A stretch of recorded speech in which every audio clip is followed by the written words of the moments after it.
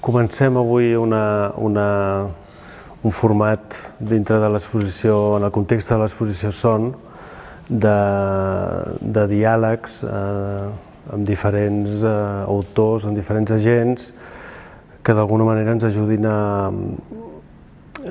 a retornar al sentit d'allò que està fet. És a dir, que d'alguna manera també entenem que la construcció de sentit, allò que un fa a vegades de manera intuïtiva, sense no saber exactament la direcció que prenen les coses,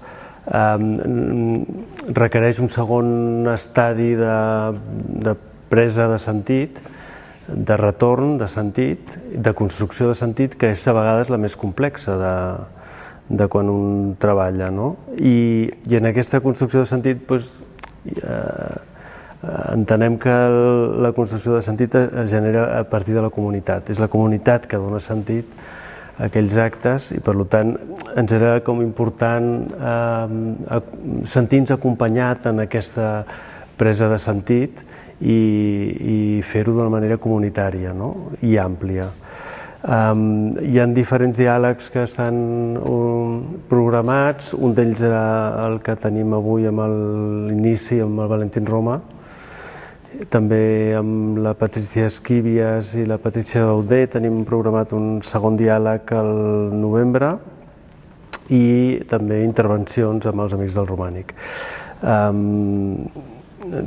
Agrair també al Valentín, que vull que estigui aquí, que ens ajudi en aquesta construcció de sentit de l'exposició. Un petit record també a Julián Rodríguez. Julián Rodríguez és un amic comú nostre. El Julián avui estaria aquí, malauradament va morir fa un any i no pot acompanyar-nos perquè ell estaria aquí. El Julián era una peça per mi fonamental també en aquest projecte i vaig pensar en ell de seguida en aquesta presa de sentit per la seva visió, per la seva erudició, per la seva capacitat de connectar coses i, bueno, el trobarem a faltar. Per introduir una miqueta el projecte hi ha com una sèrie d'eixos que el vertebren. El projecte està dividit en 3 parts. La part on ens trobem ara, l'habitació, aquesta habitació carregada, saturada d'imatges, la projecció de fora i la publicació. Aquests serien com les 3 potes del projecte, però hi ha una sèrie de metodologies, de temes que graviten pel projecte i que m'agradaria igual comentar amb el Valentín. Un dels temes inicials és el tema dels museus, és a dir, ens trobem dintre d'un museu amb un relat i amb una col·lecció molt determinada i, per tant, qualsevol acció en aquest museu d'alguna manera està tensionant un context i un relat historiogràfic. Per tant, una de les funcions d'aquest projecte també és obrir i tensionar aquest relat historiogràfic. Els museus han deixat de ser dipòsits de signes patrimonials fixes i els museus requereixen un nou contracte sensible amb l'espectador. Dintre d'aquest context d'obertura dels museus es situa la intervenció de Son. Jo sempre dic que aquesta intervenció no s'ha fet pel MNAC, sinó s'ha fet amb el MNAC, s'ha fet conjuntament amb el MNAC, que em sembla fonamental quan un treballa en una institució. El treball amb la institució és aquell treball no visible de diàleg, modulació i d'obrir els camps interpretatius que la pròpia institució ha anat construint i ha anat generant. Bueno, Valentín, no sé qué te parece. Sí. Si quieres empezamos con esa idea de contexto museográfico y de esa nueva obertura que los museos, o ese nuevo contrato con el espectador que los museos están haciendo. Yo lo que creo que también, bueno, primero, siempre es muy complicado trabajar con un tipo de, con un museo desde que pertenece, o que hay una parte significativa de lo que está coleccionando que pertenece a otro tiempo, ¿no? O sea, hemos visto muchísimas veces grandes aciertos en ese cambio de cronología y grandes errores. Yo sí que a mí, por ejemplo, que sigo esa línea dentro del MENAC, ¿no? Sobre todo con la dirección, desde la dirección de Pepe Serra, ¿no? Que sigo esa línea, como yo que sé, Francesc Torres, tú, Elia Llach, ahora que está... Es decir, destacaría una cosa en concreto, específico, ¿no? Que es el tono poco laudatorio en un tipo de proyecto con el museo que invita a la complacencia, digamos, ¿no? O sea, en principio no es ya digo, es un contacto entre cronologías diferentes, saberes, formas, ¿no? Cuando el artista contemporáneo visita o, yo qué sé, se acerca con su trabajo, a veces de una manera un poco forzada, a las piezas históricas o incluso a las piezas emblemáticas históricas, es una historia esa de cooperación, ¿no? Podríamos entenderla así, que a veces deja muchos muertos en la cuneta, digamos, ¿no? O sea, es una historia de cooperación entre lo contemporáneo, lo antiguo, lo tentativo, lo establecido, ¿no? Lo que aún es proyecto y lo que es patrimonio, digamos, lo que, bueno, que es un marco de juego que puede ser complicado. Y creo que simplemente abrirlo, ese melón, ya me parece interesante. Sí, el museo necesita siempre escenificar su gestión de lo sensible, ¿no? Que tú decías, el contrato de lo sensible, que me parece un término muy bonito para hablar, ¿no? Y efectivamente abrir el museo, ofrecer, ¿no? Trabajar como tú decías, con el MENAC, no en el MENAC, sobre la imaginería románica. Luego vamos a hablar un poco más de cosas más concretas, pero así por simplificar al principio, me parece, bueno, o sea, ingerir en el museo es muy interesante, ¿no? Yo creo que en ese sentido, bueno, ingerir también desde según qué lugares, ¿no? O sea, yo creo que, por ejemplo, también en el museo, en esa tensión, hay una tensión que sí que me gustaría también un poco señalar para que hablásemos. Yo también te quiero proponer algunos conceptos, algunas ideas, y la tensión entre el gran relato histórico y los puntos ciegos de la historia, o los micro escenarios, ¿no? O sea, hay también una tensión de cronologías, no sé cómo tú lo ves eso. Yo, bueno, precisamente una de las cosas que era interesante plantear dentro del propio museo es el relato, lo que comentabas tú, el relato, cómo tensionábamos el relato hegemónico del románico, que en el museo de alguna manera está constituido y construido a partir del imaginario de la pintura al fresco.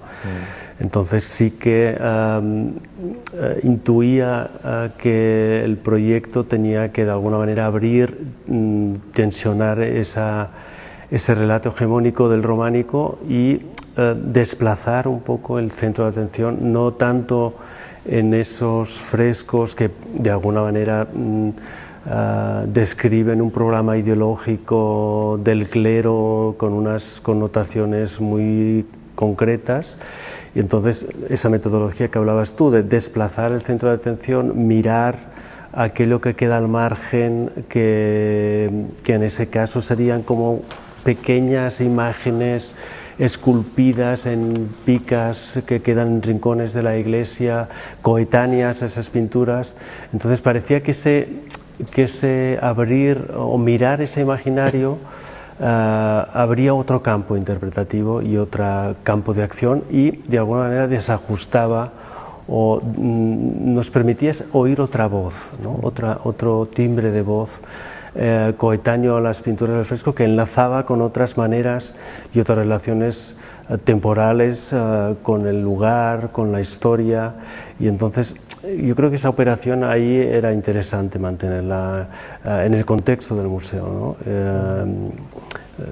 Esa metodología de la microhistoria, por eso me centraba en un lugar determinado, las Valls d'Àneu, un lugar determinado del Pirineo catalán, y no para hacer historia del lugar, sino para hacer historia en el lugar, que eso es la clave de los historiadores de la microhistoria, es decir, no tanto cambiar un problema de escala, ¿no? Es decir, situar las grandes preguntas, las grandes problemáticas históricas, pero reduciendo la escala de observación. Entonces, ese cambio de escala parece que abre otra interpretación historiográfica, ¿no? y desajusta un poco la historiografía más ortodoxa, construida a partir del relato de las pinturas, en ese caso, ¿no? De esa iconografía. Y eso me parecía que era una pieza fundamental de la intervención, de la operación que estábamos llevando a cabo aquí en el museo, y por tanto no era tanto un diálogo entre yo y, como autor actual con las formas del pasado. Ese combate para mí no tenía demasiado sentido. Es verdad lo que dices. Eso yo creo que es un acierto tu proyecto aquí en el MENAC. O sea, frente al diálogo como algo, en el fondo es un diálogo protocolario. Cuando se establece en el museo, cuando se dice, bueno, estamos en un contexto que es un diálogo también, pero en el museo cuando se dice diálogo artístico, normalmente lo que se dice por debajo es consenso artístico, es decir, un consenso, continuidad, complementariedad, eso es lo que quiere decir. A mí me parece que hay un acierto en tu proyecto en la relación con que esté aquí, ¿no? Aquí, en el ámbito dedicado a las grandes pinturas murales del románico, que es, fíjate, yo diría como la oposición entre dos estatutos de legibilidad, es decir, máxima legibilidad, las grandes pinturas que nos miran desde los ábsides, legibilidad, digamos, secreta, ¿no? En términos blanchontianos sería legibilidad inconfesable, ¿no? Las de las imágenes que han aflorado, ya explicaremos luego las metodologías, pero también un diálogo, es decir, diálogo entre imágenes que tienen regímenes diferentes de legibilidad, pero también un diálogo entre algo que creo que merece la pena poner en relación al hilo de lo que tú sacabas de los procesos microhistóricos, ¿no? Que es entre estatutos políticos de las imágenes, ¿no? Es verdad, o sea, cuando miras los ábsides son impresionantes, pero el programa, las imágenes, son absolutamente, es la tensión entre una imagen oficial y una imagen una imagen proletaria, digamos, ¿no? Popular. O sea, exacto, popular. Quiero decir, y fíjate, ese diálogo que se establece, aquí creo que es donde para mí el proyecto tuyo en el MENAC, en este lugar, tiene todo el sentido. Es poner la imagen, digamos, disuasoria, oficialista, fuerte, no del presente, ¿entiendes? Del programa ideológico cristiano, digamos, frente a esa imagen que yo le llamaría como proletaria. Sí, sí, sí. Bueno, tiene que ver con esa supervivencia también que se intuye en esas imágenes de una forma de relación popular, de clase popular, que no tiene nada que ver con ese programa al que hacíamos referencia con las pinturas, y que sí que se intuyen unas ciertas imágenes que sobreviven a maneras de relacionarse con el territorio, con más paganas, si tú quieres, y que dejan entrever pues unas fisuras de lectura distintas. Me he estado preguntando todo el rato, o sea, cuando he visto la exposición, por un momento, y esto es sintomático, digamos, he estado preguntándome todo el rato por los usos de las imágenes, ¿sabes? O sea, quiero decir, el discurso sobre la imagen, creo que ya podemos decir que hay más discursos sobre la imagen que imágenes, ¿me entiendes? O sea, ha proliferado más la discursividad que la propia producción de imágenes. Pero hay siempre una incógnita que quizás pulula alrededor de las imágenes, que es el uso, la pregunta por el uso, ¿no? Digamos. Es decir, todo el rato nos preguntamos ontológicamente qué es, pero no nos hacemos la pregunta, digamos, pragmática más del uso, de qué hacer, digamos, ¿no? Y aquí en tu exposición y en la relación con el contexto, ya digo, más inmediato de la sala, es al revés. He estado preguntándome todo el rato por usos que se dan a las imágenes. Una zona de lo que se exhibe es un uso, Uriol. O sea, una zona de lo que estás exhibiendo aquí es un uso de la imagen. Eso es bastante particular, ¿sabes? Es bastante... Primero, es muy punzante. Segundo, es muy inhabitual. Vemos imágenes, pero no vemos usos de las imágenes. Y cuando vemos usos, los vemos folclorizados, de alguna manera, reconstruidos de una manera artificial, ¿no? Altamira, ¿no? O sea, ¿sabes? Fíjate que en eso es verdad que te doy la razón. El tema de la imagen para mí es central en el proyecto, es decir, qué relación establezco con la imagen, ¿no? Mi relación básicamente tiene que ver con la idea de que las imágenes no son estables, es decir, esa para mí es fundamental. Las imágenes se mueven en un territorio inestable y es esa inestabilidad, esa impureza de la propia imagen que genera en esos movimientos su razón de ser o su valor de uso, como decías tú, ¿no? Sí, sí. Entonces, sí que hay en esa operación, que luego sí que podemos hablar de la operación metodológica de la impronta, porque para mí es fundamental, sí que hay en esa operación alguna tensión temporal que viene dada porque mi intención también era de suspender la imagen, es decir, no inscribirla en un lugar concreto, sino dejarla suspendida, para que en esa suspensión se pudieran percibir tiempos diversos, tensiones diversas, ¿no?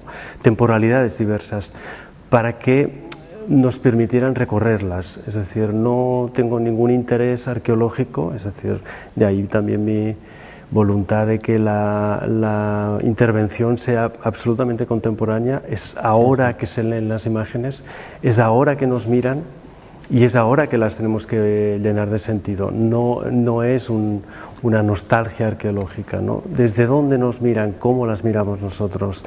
Esa sería una de las preguntas también de la intervención, ¿no? Y la problemática de la imagen viene dada por esa idea. Yo creo que también el silencio, el mutismo de la propia imagen es la que nos posibilita la posibilidad de entrar con el lenguaje, de rodearla con el lenguaje, o sea, la presencia de la imagen es lo que inaugura luego esa posibilidad de llenarla de sentido, de discurso, desde la hora, ¿no? Desde esa idea. Sí, de alguna manera lo que, fíjate, en esa idea tan bonita que tiene Didi Huberman de que las imágenes arden, ¿no?, en contacto con ciertas palabras, con ciertos discursos, ¿no? Ese, por decirlo así, ese cortocircuito que hay, o ese cortocircuito que hay entre que de las imágenes solo, o sea, si no hablamos de las imágenes desaparecen, pero si hablamos, en según qué términos abrazamos las imágenes, ¿no? O sea, no hay una, digamos, en ese sentido, no hay unas posiciones ideológicas marcadas, ¿no? O unas posiciones discursivas marcadas. Sí que, fíjate, la presentación de estos dibujos, ¿no? Que a mí también me ha sorprendido mucho como una especie de colección de fragmentos, de visiones, ¿sabes? En un espacio del que prácticamente, o sea, el viejo sueño de los expresionistas de Rothko, ¿no? de estar dentro, ¿no? De estar dentro de la pintura, del no distanciamiento frente a la pintura, ¿no?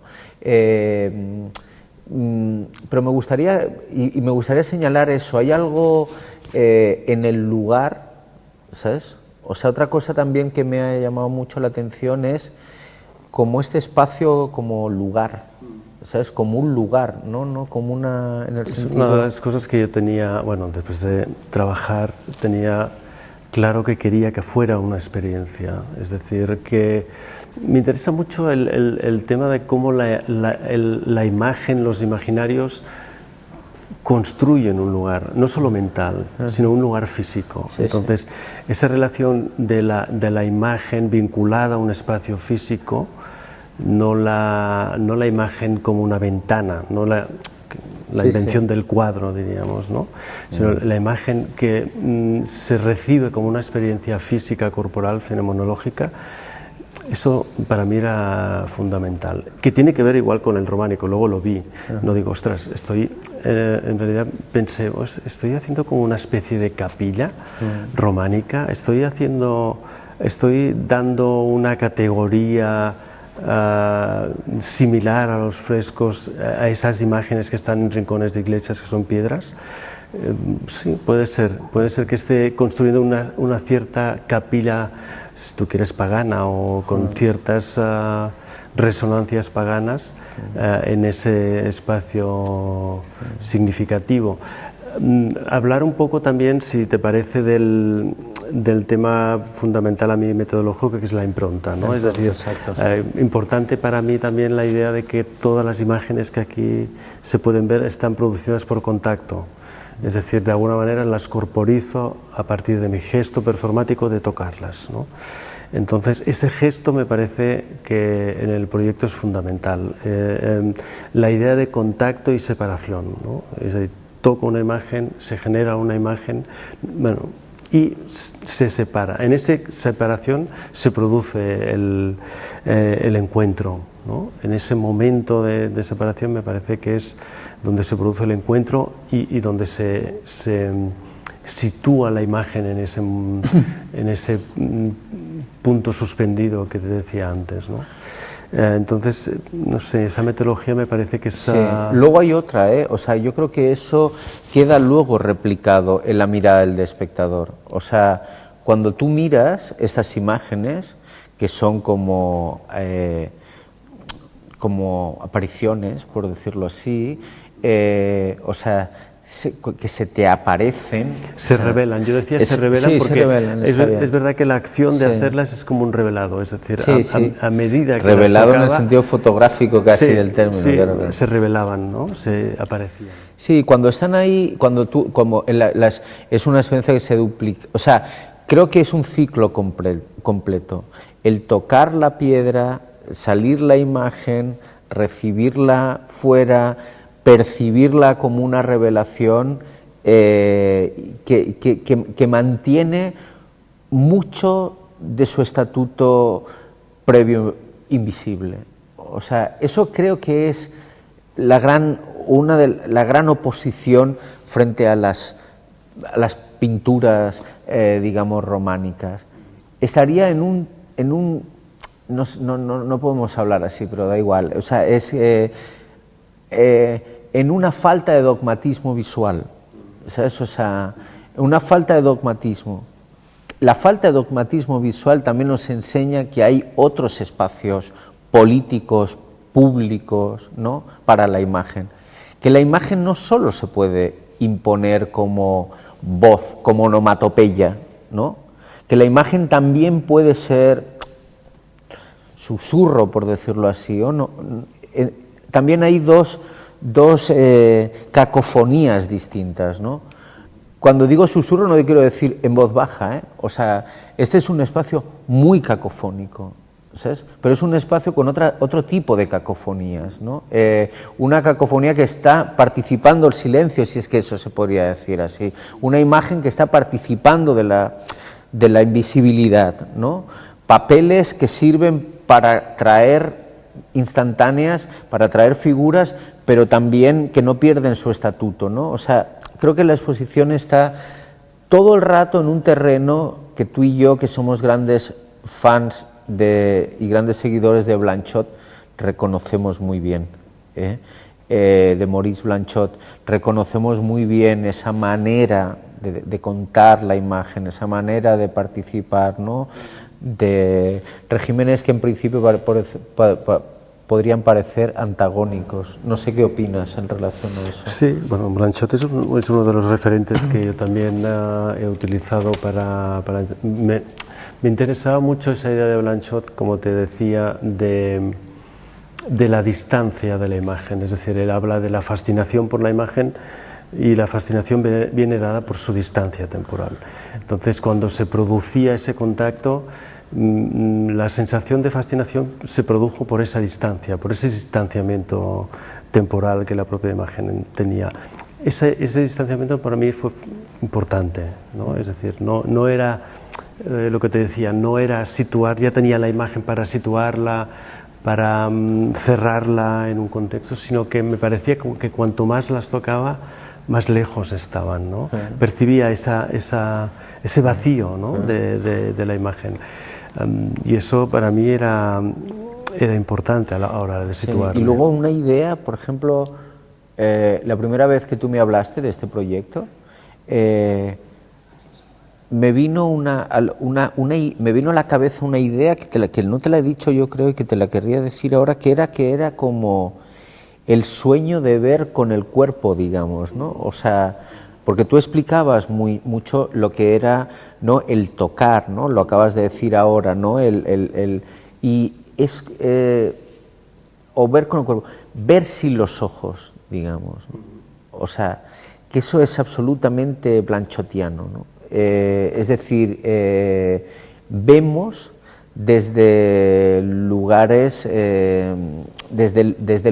vemos desde instancias que no son necesariamente los ojos, ¿no? Y es verdad lo que dices, la imagen, el distanciamiento, ¿no? Sí, también volviendo otra vez a Didi Huberman, hay la noción de anacronismo, ¿no? O sea, del anacronismo como como el único lugar posible para hablar de las imágenes, ¿no? o de las imágenes históricas. Es verdad, el distanciamiento temporal y también el distanciamiento que las imágenes siempre ofrecen, ¿sabes? O sea, volviendo a ese diálogo también al hilo del distanciamiento, las imágenes de la persuasión, las imágenes de la persuasión política, pero de la persuasión también bien hecha, ¿no?, de los maravillosos pintores románicos, se oponen también mantienen una distancia, ofrecen una distancia, ¿no?, una distancia estética, ¿no?, una distancia política, una distancia argumental, pero fíjate, estas imágenes creo que aquí sí que interseccionan, también tienen como esa especie de distancia, ¿no?, de distancia de la comprensión total, ¿no? O sea, hay algo de participar de lo no comprendido que es muy blanchotiano. Esta es una exposición que a Blanchot le hubiera gustado mucho.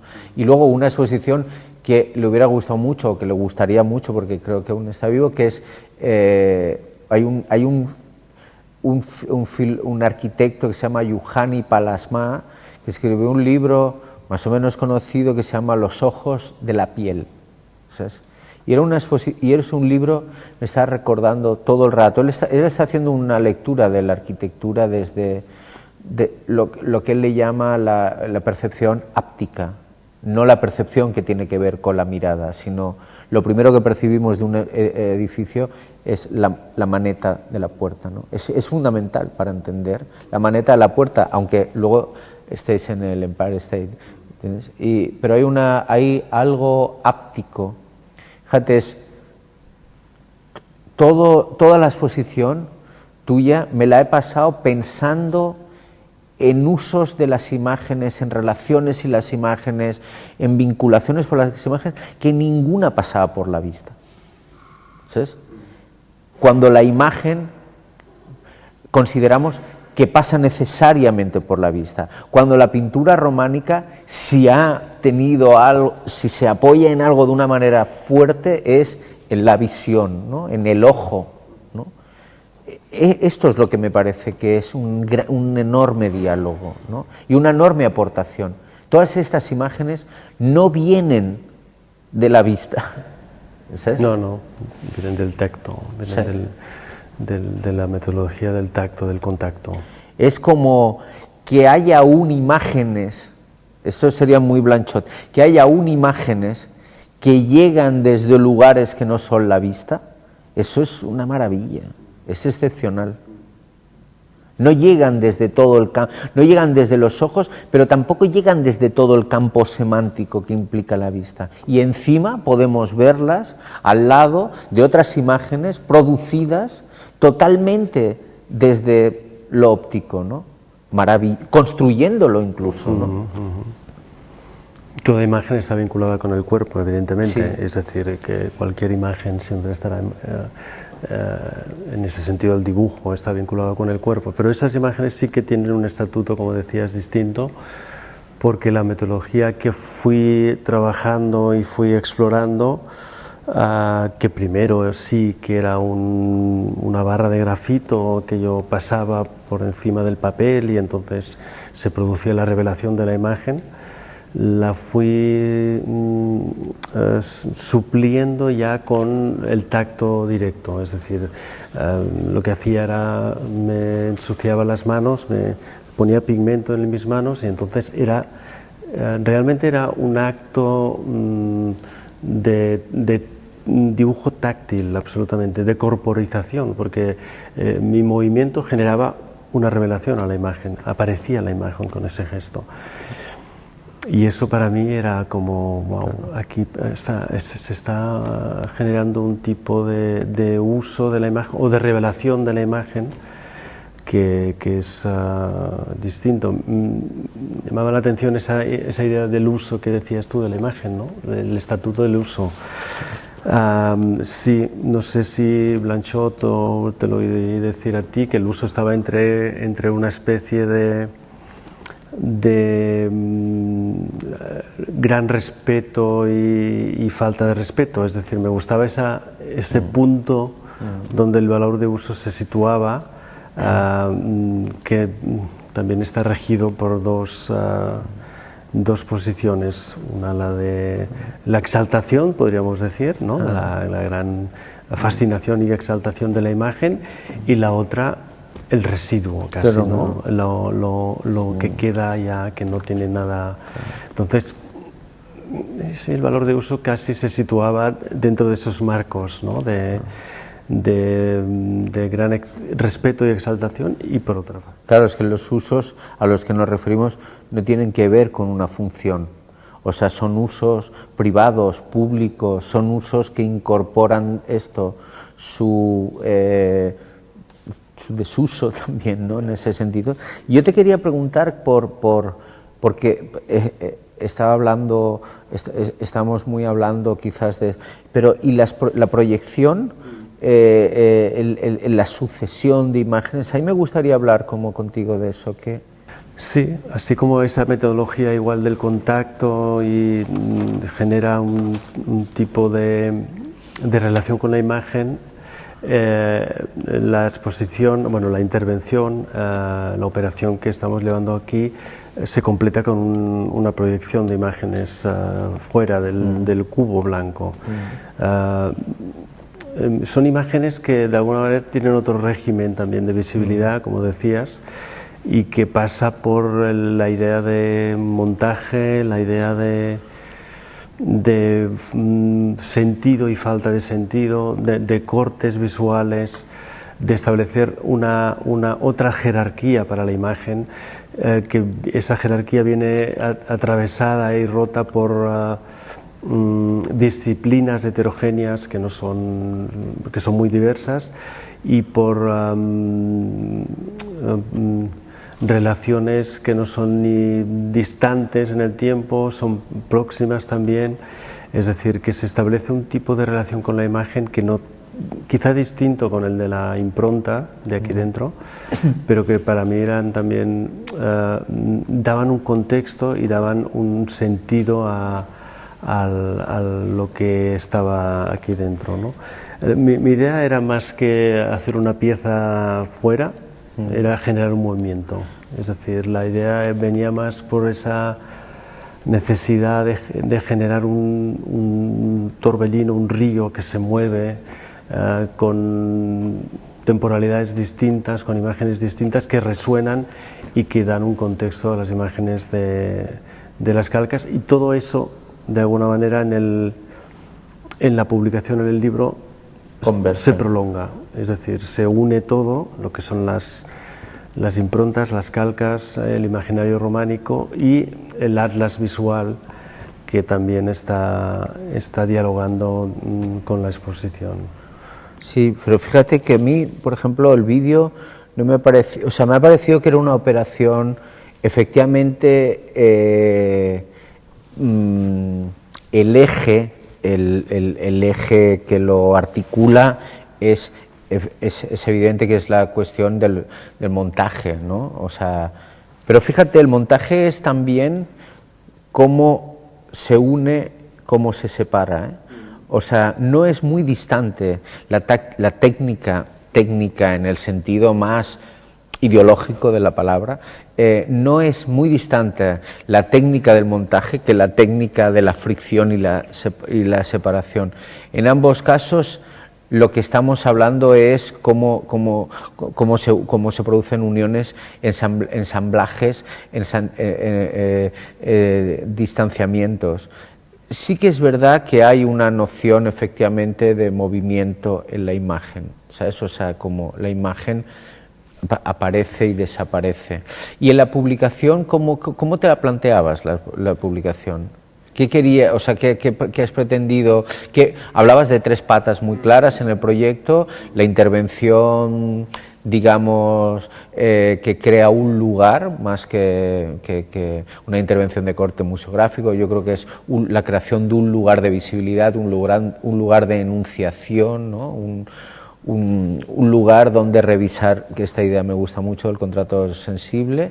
Por otra parte, una pieza donde hay un montaje de imágenes, donde la imagen se ve sometida a otro tipo de operaciones de comunicación y de relación. Y hablabas de la publicación. Sí, bueno, la publicación, en realidad, cuando surgió el proyecto, no había la intención de hacer un catálogo, es decir, y yo también manifesté esa intención, es decir, no me gustaría hacer un catálogo al uso, es decir, catalogar las piezas que están aquí y, bueno, situarlas, ¿no? Entonces sí que me parecía interesante utilizar el formato bibliográfico como un formato, como una pieza en sí, es decir, como un libro de autor. Entonces, aprovechar ese formato y prolongar toda esa tensión que de alguna manera sucede aquí, en ese formato bibliográfico, a partir de un catálogo absolutamente visual. Mi intención casi era no poner ni texto, es decir, utilizar solo imágenes y generar un recorrido a partir de las analogías, de las de los encuentros inesperados y de todas esas tensiones, ya te digo, temporales y interpretativos y epistemológicos que la imagen también tiene. Entonces sí que ha sido como un gran atlas, ¿no?, para utilizar la palabra de Barbour, donde conviven todas esas imágenes, ¿no?, y donde se producen esos encuentros. En el montaje sí que es verdad que eso me lo enseñó un poco Kluge, que tú conoces bien. La idea de montaje no gravita, no hay una idea superior sobre esa metodología del montaje. El montaje en sí mismo no está ahí para ilustrar una idea que está por encima, ¿no?, sino que es precisamente el propio medio, ¿no?, el que genera, que genera el sentido, ¿no?, del montaje.